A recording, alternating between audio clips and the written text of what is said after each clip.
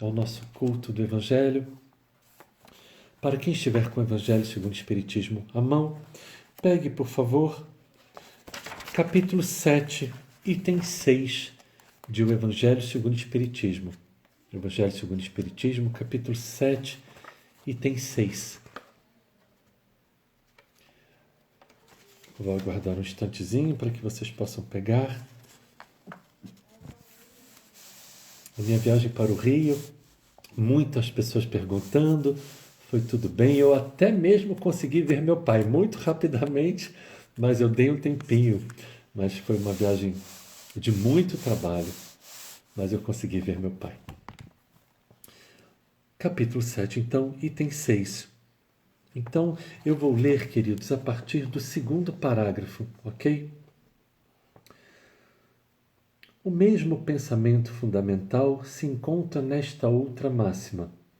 Aquele que quiser ser o maior, seja o que vos sirva. E ainda nessa, porque quem se exaltar será humilhado, e quem se humilhar será exaltado. Kardec então nos diz: o Espiritismo vem confirmar a teoria pelo exemplo, ao mostrar que os grandes no mundo dos espíritos são os que foram pequenos na terra, e que frequentemente são bem pequenos os que foram grandes e poderosos.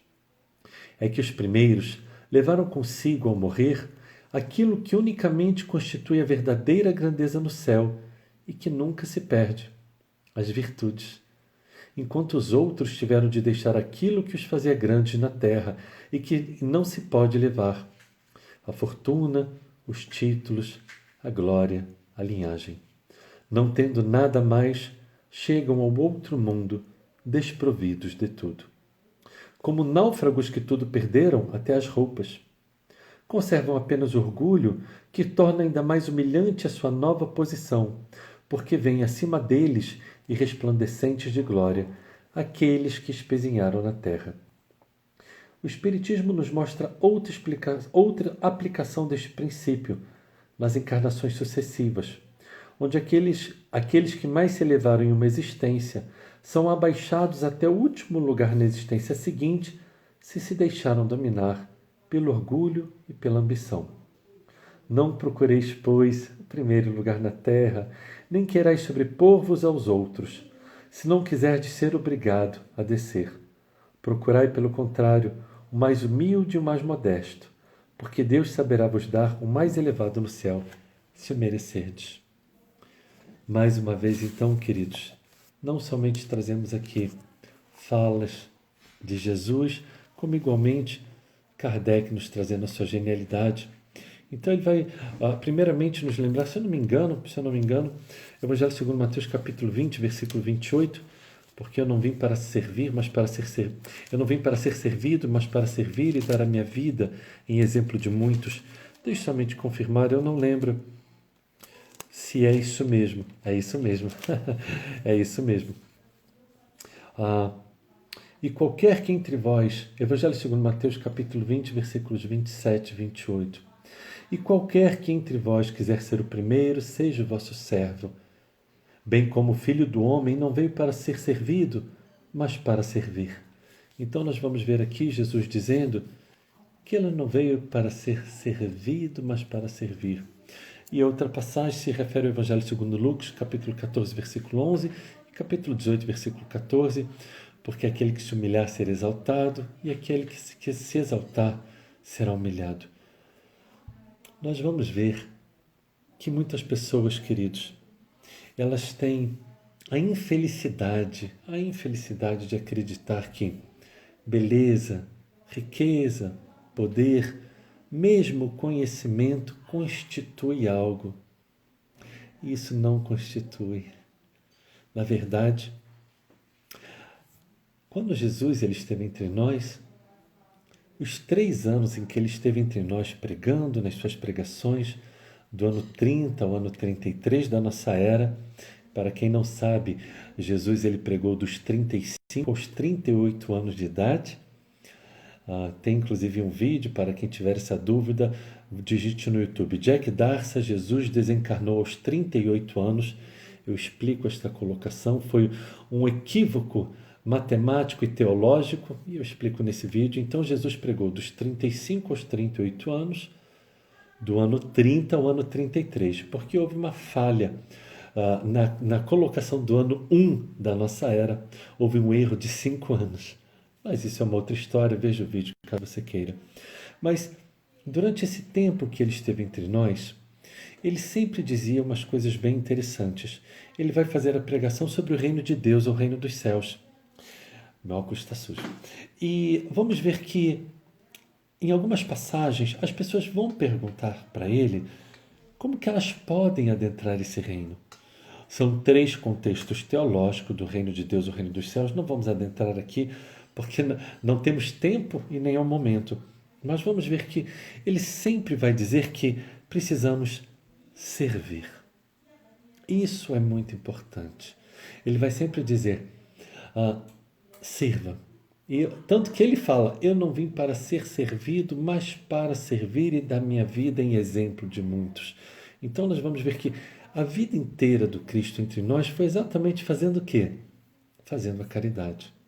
E Jesus tinha alguma coisa, queridos? Jesus, ele dormia na casa de Simão Pedro, ele não tinha casa.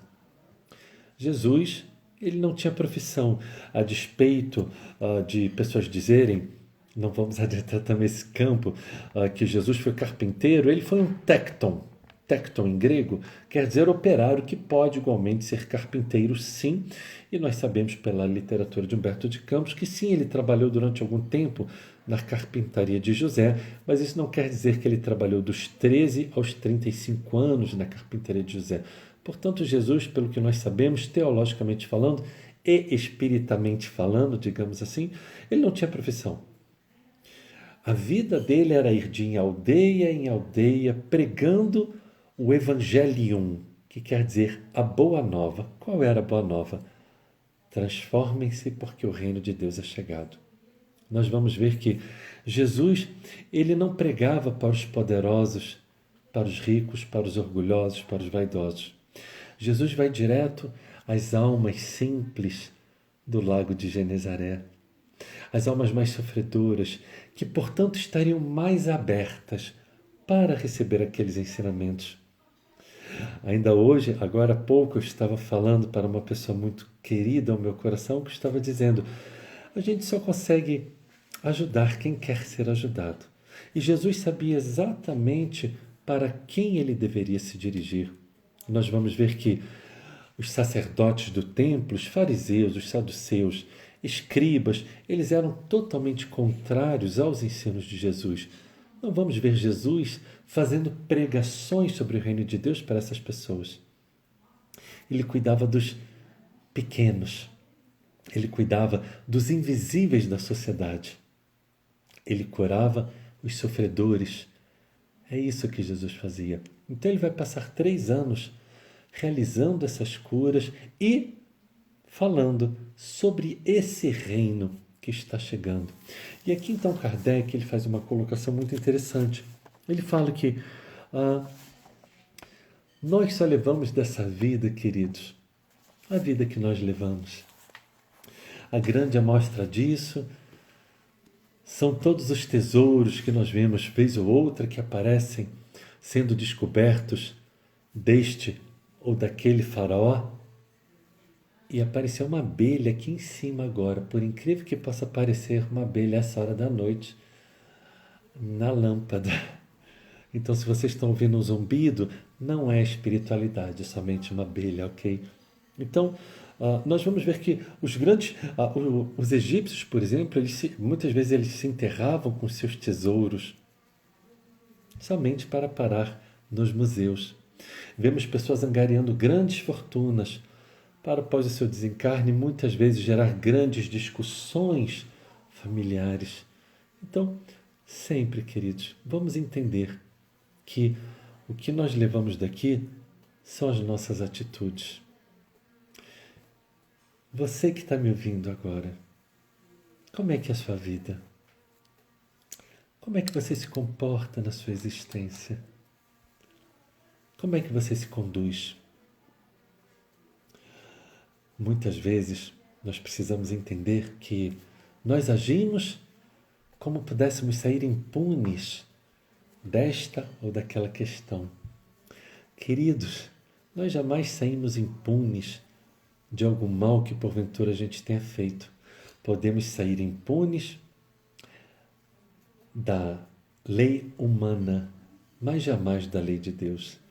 Essa é uma questão. Então nós precisamos sempre nos perguntar: como eu me conduzo? Uma coisa que eu sempre vi muito é que as pessoas nas casas religiosas, elas são uma pessoa, e assim que elas saem, botou o pé para fora, elas são outra. E isso é algo que sempre me chocou muito. Não que eu já não tenha sido assim. Houve uma época da minha vida que sim, eu era inconsciente a esse ponto. Falei isso outro dia numa live. Ou seja, eu acreditava que ir numa casa religiosa, fazer a prece, ou os rituais, seja do judaísmo, que era a minha religião originária da minha infância, seja do espiritismo. Então eu acreditava, houve uma época que eu acreditava que assistir palestra, tomar passe, beber água fluidificada, fazer um outro estudo, pronto. E eu acreditava que a mudança vinha por si só. Não é bem assim. Para nós mudarmos, é necessário que nós saiamos da nossa zona de conforto. E sair da zona de conforto, queridos, exige esforço. Mas a grande questão é, a abelhinha sumiu. Espero que ela não tenha morrido encostando na lâmpada. A grande questão que nós precisamos nos perguntar é: se hoje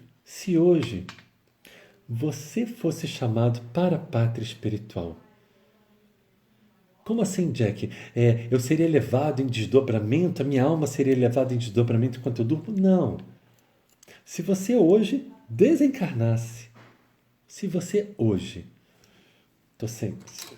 eu vou no oftalmologista para verificar essa minha lente. Hoje, 23 de outubro, sexta-feira, se hoje você desencarnasse, como está a sua consciência?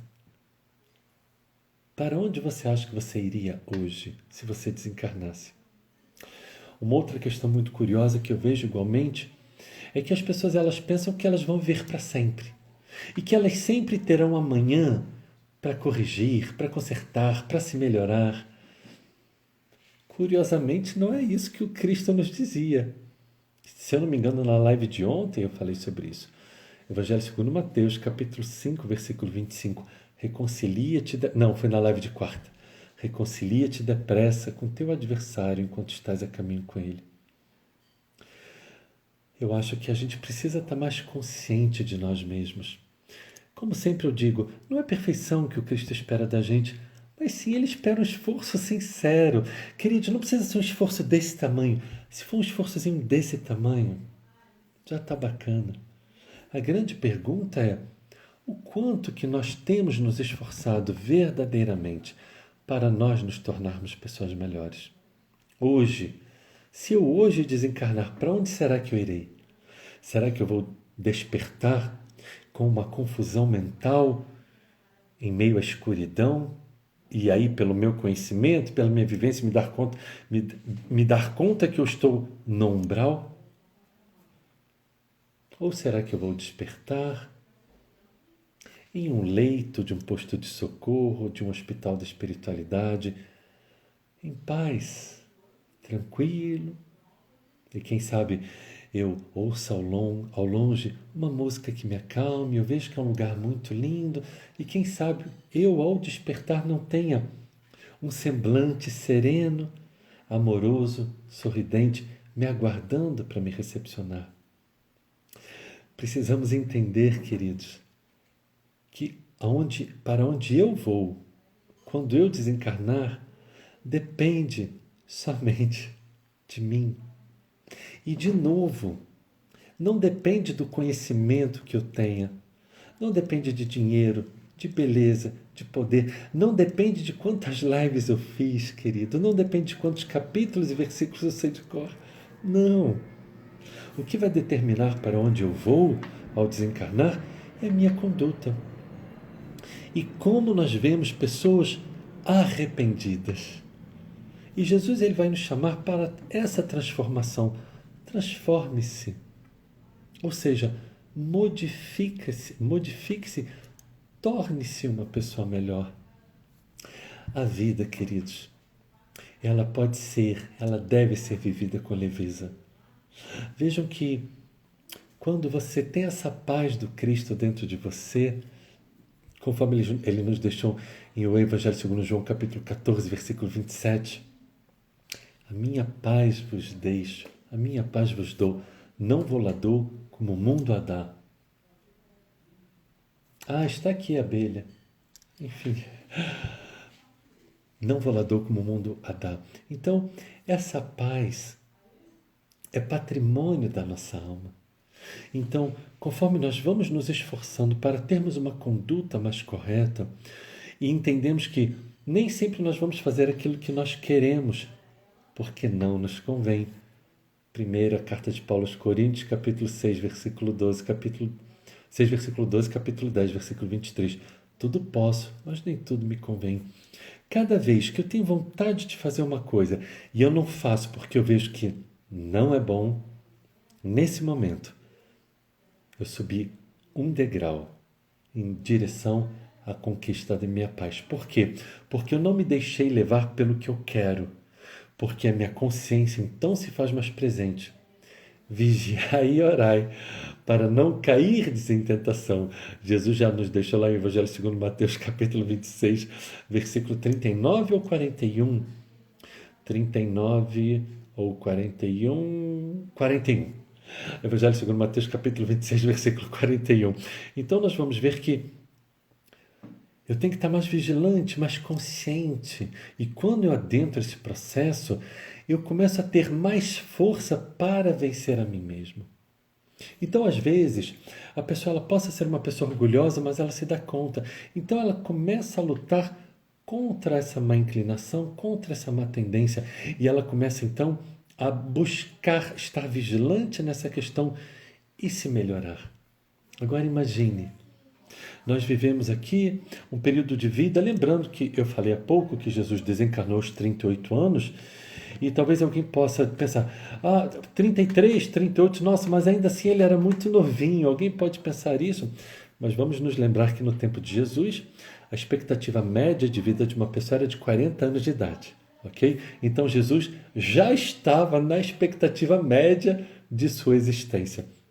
E às vezes nós pensamos, para onde nós vamos? E é impressionante a quantidade de espíritos que se lamentam após a morte. E aí eles se arrependem após a morte. E aí eles se lamentam após a morte. Mas aí já não dá mais tempo. Aí já não adianta mais. Então, se agora, sexta-feira, 20 horas e 25 minutos, se você está aqui comigo, se pergunte, o que eu posso melhorar em mim mesmo? E sempre lembrando, não é pelo próximo que eu faço, é por mim mesmo. Quando eu me melhoro, e igualmente não pensando, vou me melhorar para eu não ir para o umbral. Quantos espíritas que eu vejo que têm medo da morte? Tem medo? Quantos espíritas que eu vejo que têm medo do umbral? E eu pergunto assim, meu Deus, mas como é que anda a sua consciência? É claro que é só uma brincadeira, porque pessoas têm medo do desconhecido e não necessariamente porque elas estão fazendo coisas erradas. Não, mas as pessoas têm medo do desconhecido. Isso faz parte muitas vezes do próprio ser humano. Então é só uma brincadeira. Mas nós precisamos entender que um dia, definitivamente, nós vamos morrer depois de desencarnar. São processos diferentes. Então, sem dúvida alguma, um dia iremos desencarnar e um dia iremos despertar no outro lado. Onde será esse outro lado? Na teologia judaica, o mundo espiritual, que é um lugar bom, ele é chamado de seio de Abraão. Seio de Abraão é chamado, metaforicamente, esse nome, como um lugar como nós chamaríamos, por exemplo, de nosso lar. E nós precisamos sempre nos perguntar, para onde eu quero ir? Mas não somente pensando Nesse momento de desencarne, talvez você esteja aqui e fale assim, não, mas eu tenho 20 anos de idade, eu fui numa moça que leu minha mão e falou que eu vou viver muitos anos ainda, que bom, parabéns. Não é isso. Eu não tenho que ficar fazendo as coisas pensando na frente. Mas a grande questão é que quando eu me torno uma pessoa melhor, a paz passa a fazer parte da minha existência, patrimônio da minha alma. E a minha vida se torna mais leve, por um único motivo. Quanto mais bem eu faço, mais eu trago para mim a presença de amigos espirituais. Esse é o segredo. Esse é o segredo, queridos. Trazermos para a nossa vida cada vez mais a companhia de amigos. Vou dar um exemplo. Eu já falei isso aqui em uma das lives do Culto do Evangelho no Lar. Quando nós iniciamos o Culto do Evangelho no Lar, se eu não me engano, na segunda ou na terceira semana, surgiu a equipe espiritual que está aqui agora conosco. E quando esses amigos da espiritualidade surgiram, eu confesso que eu fiquei um pouco surpreso por quem estava aqui. Mas o que ocorre? Eu entendi que seria bom proporcionar o culto do Evangelho no Lar a todos de uma forma mais robusta, mais consistente. Ou seja, a espiritualidade me concedeu o livre-arbítrio. Eu passei a utilizar para o bem. A partir deles viram, não, realmente esse trabalho era uma equipe pequena espiritual. E então uma equipe maior falou assim, não, precisa de uma atenção maior. E desde então, existe então uma equipe maior que coordena. Agora eu estou vendo aqui mais ou menos 240 pessoas conectadas, ou seja, aproximadamente 240 lares, 240 residências, 240 equipes espirituais coordenada por esses irmãos que aqui se encontram. Olha que trabalho gigante. Então, cada vez que a gente se propõe a aqui estar, vamos sempre nos perguntar: fazer somente o culto do Evangelho no Lar basta? Não. A gente pode fazer. Eu faço o culto do Evangelho no Lar geralmente de 3 a 4 vezes por semana, dependendo das outras lives, outras palestras, outros compromissos doutrinários. Para mim, eu faço de 3 a 4 vezes. Então, isso quer dizer que melhora alguma coisa? Depende. Porque o auxílio da espiritualidade chega, mas é através do nosso livre-arbítrio. Então, através da espiritualidade, quando ela chega e vê, não, o Jack está tentando se esforçar, ele tem dificuldade, mas ele está buscando se melhorar, ele está mais vigilante. Aquele dia ele quase venceu a tentação, faltou pouquinho. Vamos dar um empurrãozinho, vamos dar uma mão, vamos auxiliar, porque ele tem buscado essa melhoria pessoal. É isso, queridos. Essa é a grande questão. Quanto mais eu me esforço para estar no bem, mais o bem está comigo. Vamos sempre, sempre estarmos atentos a essas questões. Como eu sempre digo, queridos, pode ser leve.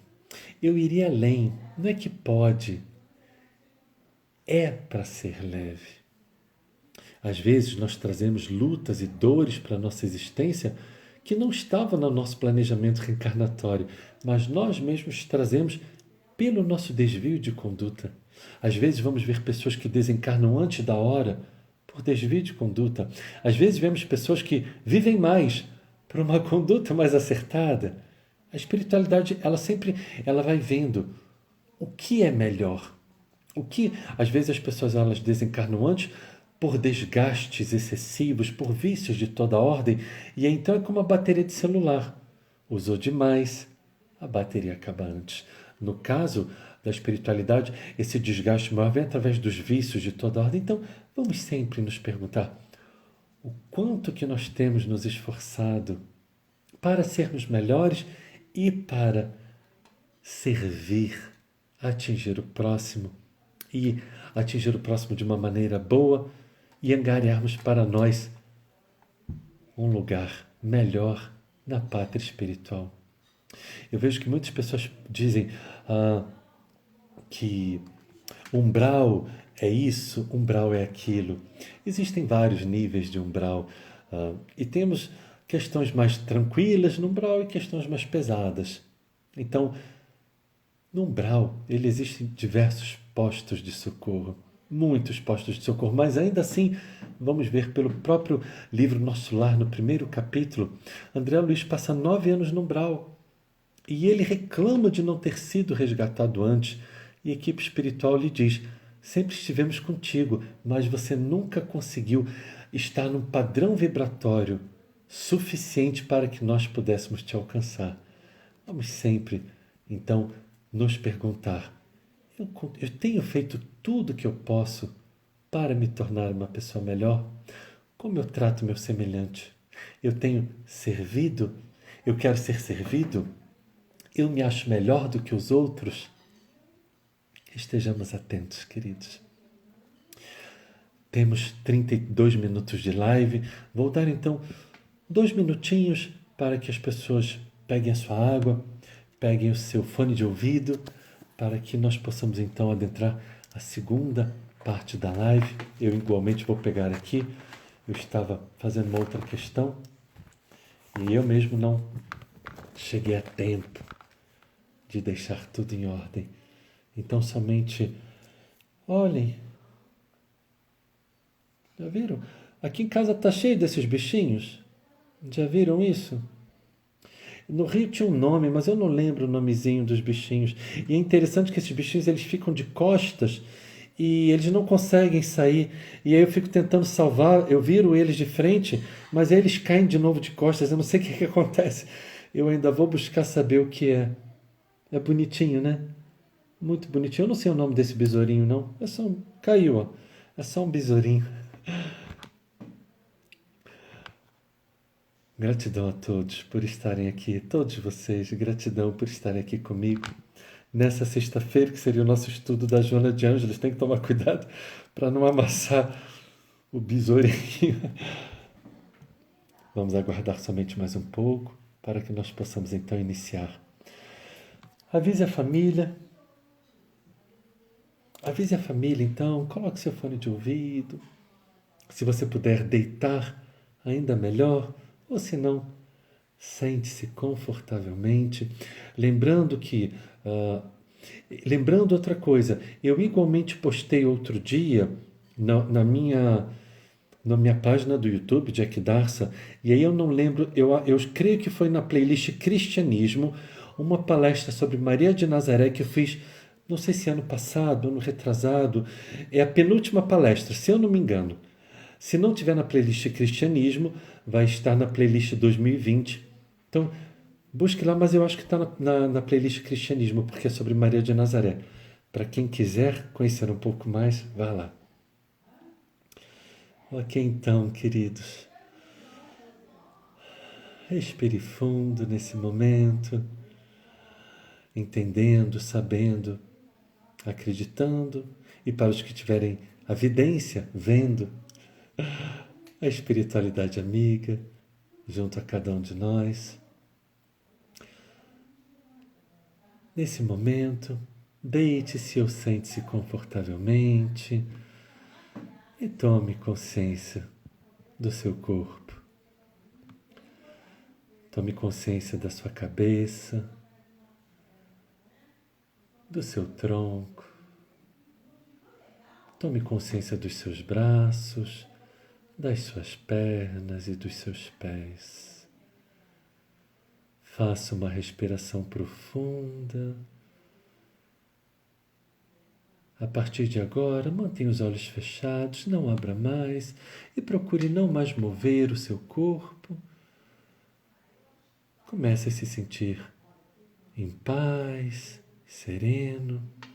E agora, o mais sutilmente que puder, mova os dedos dos pés, pare de movê-los. A partir de agora, permaneça na medida do possível imóvel e envie um comando mental para os seus dedos dos pés. Relaxe. Relaxe os dedos dos pés. Relaxe a planta dos pés. Relaxe o peito dos pés. Relaxa os calcanhares, os tornozelos, relaxa as batatas da perna, relaxa os joelhos, relaxa a parte da frente das coxas, relaxa a parte de trás das coxas, relaxa os glúteos, relaxe toda a sua área genésica. Faça uma nova respiração profunda e sinta-se ainda mais relaxado. Leve sua atenção agora para os músculos abdominais e relaxe completamente os músculos abdominais. Relaxe a base da sua coluna, a sua região lombar. E vá relaxando a sua coluna, vértebra por vértebra, desde a região lombar até a nuca. Vá relaxando, vértebra por vértebra. Relaxe completamente toda a sua coluna vertebral. Relaxe os músculos das costas. Relaxe os músculos peitorais. Imagine o seu coração batendo mais tranquilo, mais em paz, mais sereno. Imagine os seus pulmões somente se enchendo de o ar mais puro, do ar mais cristalino que houver. Faça uma nova respiração profunda e sinta-se ainda melhor. Leve sua atenção agora para esta região, para essa musculatura que vai dos ombros até o pescoço e relaxe completamente toda essa musculatura tão forte que tantas vezes contraímos. Relaxe completamente toda essa área. Relaxe completamente os seus ombros. Relaxe os músculos da parte de trás do seu braço, os tríceps. Relaxe os músculos da parte da frente dos seus braços, os bíceps. Relaxe os cotovelos. Relaxe os antebraços. Relaxe a palma das mãos. Relaxe os dedos das mãos. Leve sua atenção agora para a região do pescoço e relaxe completamente a parte da frente do pescoço, as partes laterais e a parte de trás do pescoço, a nuca. Relaxe completamente o queixo, os lábios. Relaxe a língua, a mandíbula. Relaxe as maçãs do rosto, relaxe o nariz, relaxe os seus olhos, suas pálpebras, relaxe as sobrancelhas. Relaxe completamente toda a nuca, o couro cabeludo e as orelhas. Faça uma nova respiração profunda e sinta-se ainda mais entregue a essa paz e a essa serenidade que toma conta de você. Nesse momento, leve sua atenção mais uma vez para a região da nuca e da musculatura que vai do pescoço até os ombros e relaxe ainda mais toda essa região. Caso a partir de agora, neste momento, você já não esteja mais sentindo muito bem ou sequer esteja sentindo o seu corpo, não se preocupe. Esta é uma reação normal, natural e pode realmente acontecer. Nesse momento, então, permita que a equipe espiritual comece a fazer uma limpeza do seu lar. E esses amigos da espiritualidade maior começam a retirar do seu lar, da sua casa, todas as energias negativas, tudo que existe ali que não seja bom, inclusive amorosamente, mas com a firmeza necessária, solicita que, porventura, caso haja amigos espirituais que não sejam para estar ali, eles são amorosamente, mas com a firmeza necessária, convidados a se retirar, onde agora então eles serão socorridos, esclarecidos e levados a postos de socorro. Esta equipe espiritual como que faz uma limpeza da sua casa, limpando cada cômodo. Eles não se esquecem de parte alguma do nosso lar.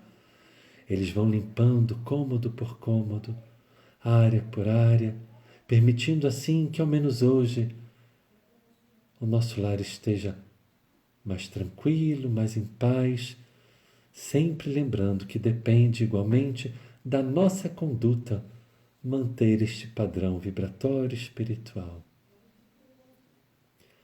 A partir de agora, então, esses amigos da espiritualidade chegam até você para lhe dar o passe. Primeiramente, eles dão um passe dispersivo, retirando do seu corpo físico, espiritual, energias negativas, tudo que não for bom que esteja em seu organismo, inclusive, quem sabe, fazendo limpezas espirituais em alguma ferida, algum órgão que precise de mais atenção, quem sabe algum adoecimento de alguma área, e ali então eles fazem uma limpeza, quem sabe porventura um tratamento, quem sabe até mesmo uma cura. E a partir de agora então, eles começam a enviar, a doar energias benéficas para te fortalecer no seu organismo como um todo, mas principalmente alguma área que porventura, nesse momento, te seja necessário, revitalizando, fortalecendo. E assim eles fazem no organismo, no corpo de cada um.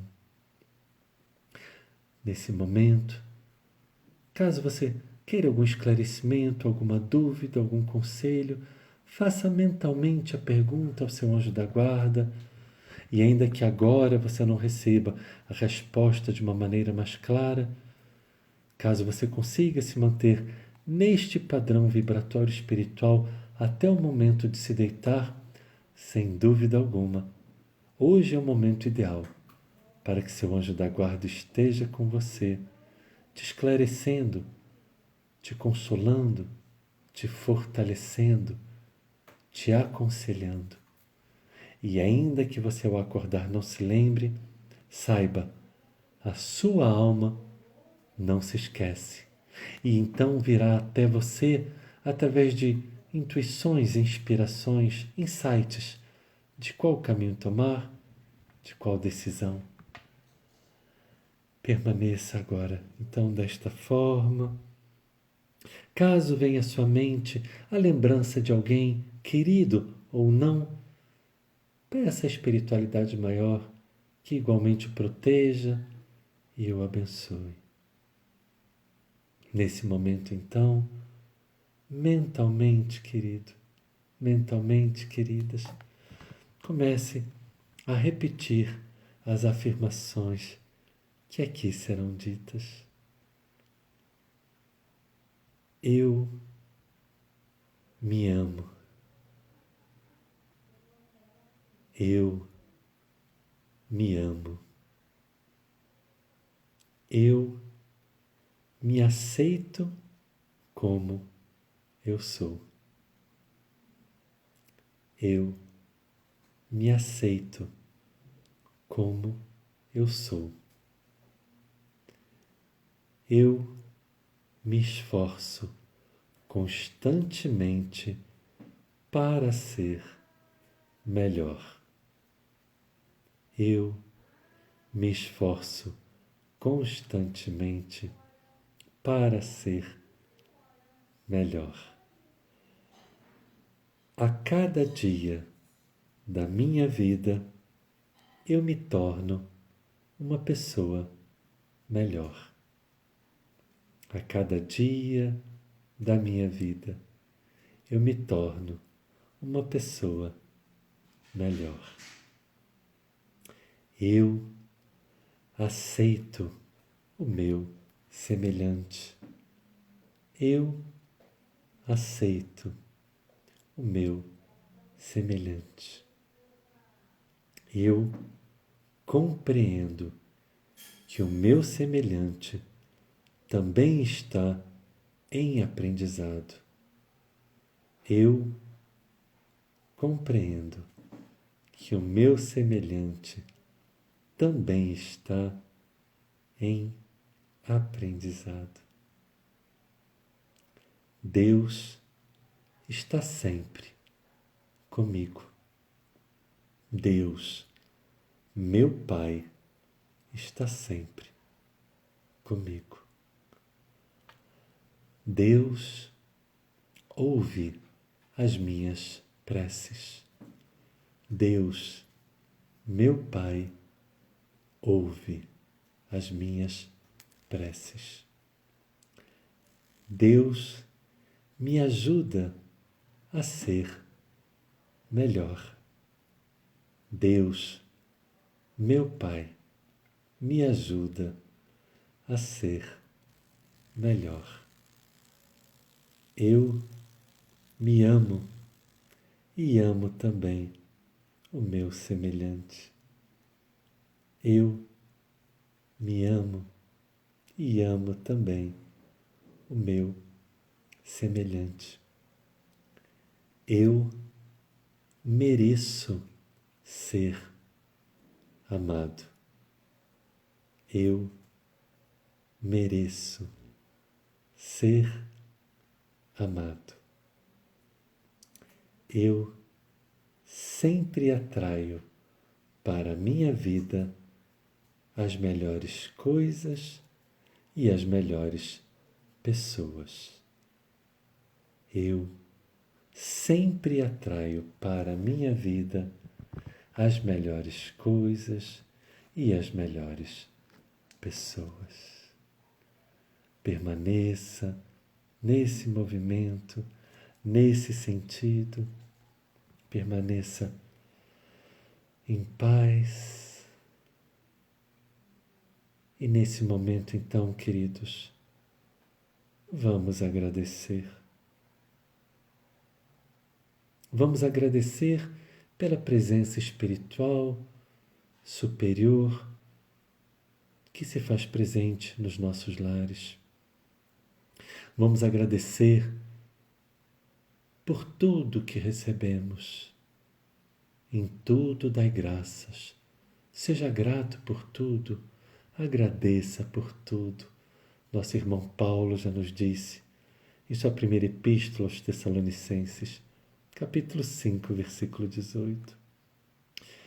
E nesta proposta então, queridos, de em tudo sermos gratos, vamos mais uma vez nos lembrar e parafrasear o poema imortal de nossa irmã Amélia Rodrigues, o poema da gratidão.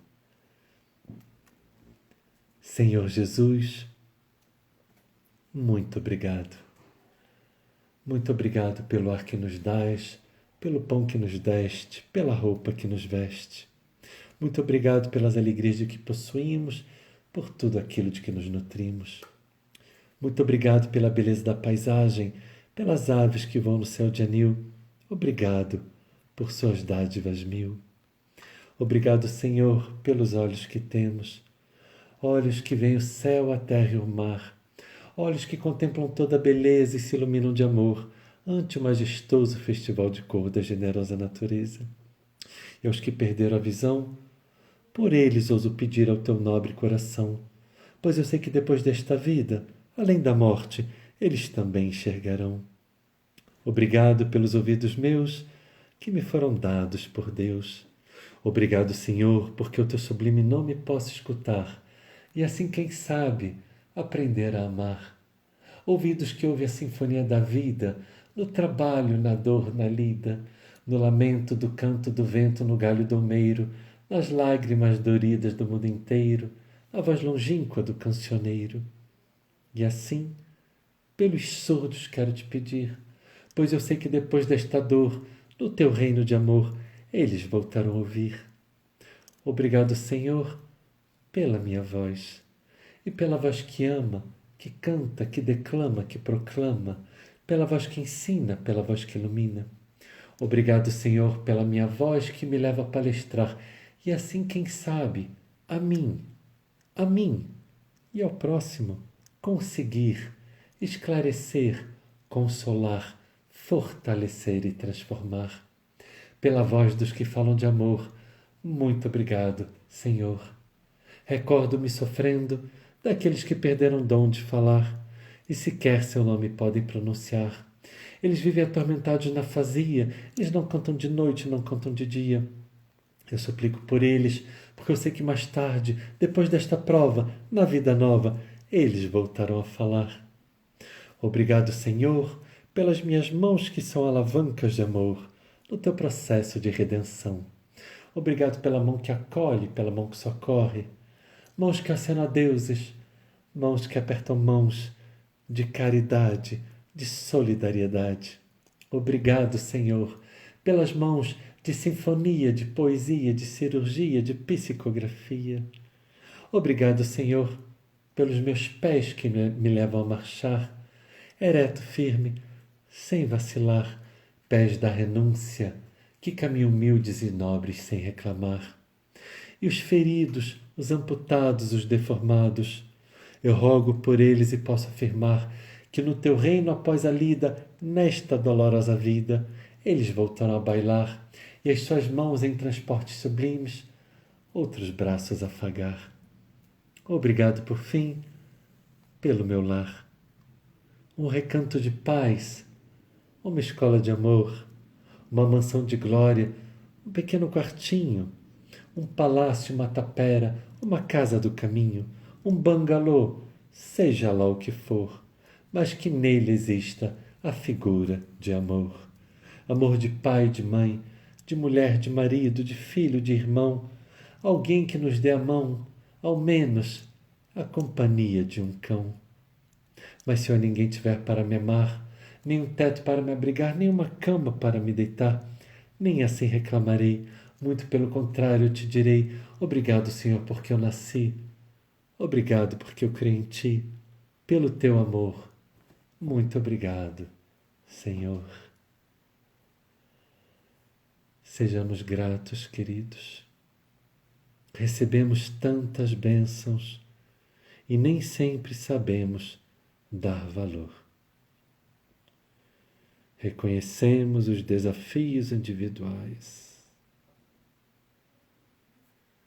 mas dizemos, nos lembrando da voz meiga de nosso irmão maior, Jesus Cristo, em que sempre nos afirmou que a cada um de nós seria dado, segundo as nossas próprias obras.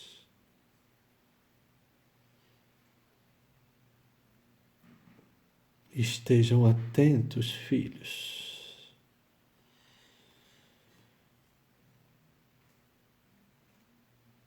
Em como andam suas construções no bem. Estejam atentos e se esforcem para serem obreiros, baluartes de luz, onde quer que estejam. Por mais dura a caminhada, por mais pedregoso o caminho, por mais espinhos ao seu redor, filhos, não estão sozinhos. Através do bem, se esforcem para estar conosco e nós, com certeza, estaremos com cada um de vós. E que a paz de nosso Senhor Jesus Cristo esteja conosco. Muita paz. Muita paz a cada um de vós.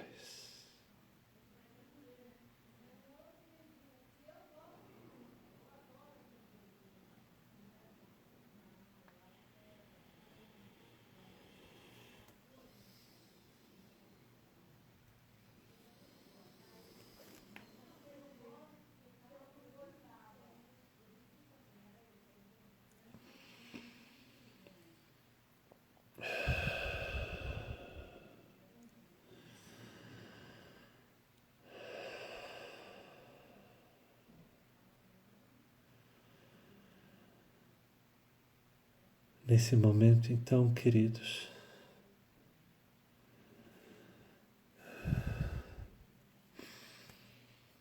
permaneçam de olhos fechados.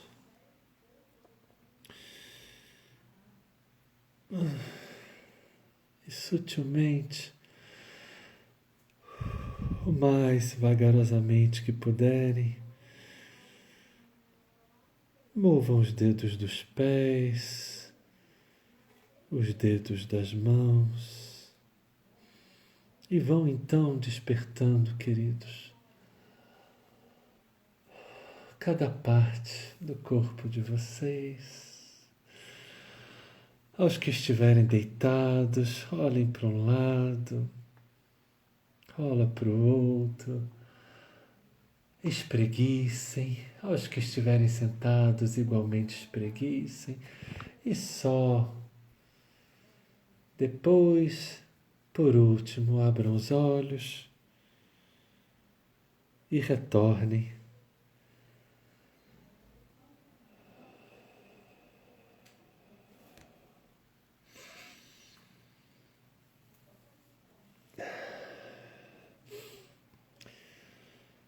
Agradecemos a equipe espiritual que coordena esse trabalho e acabamos de nos lembrar que temos 28 segundos restantes. Acabou de nos mostrar aqui. Ia dar um recado, não darei, darei um outro dia. Hoje, então, nossa live está durando certinho 1 hora. Queridos, um excelente final de semana a todos. Muita paz. Muita paz.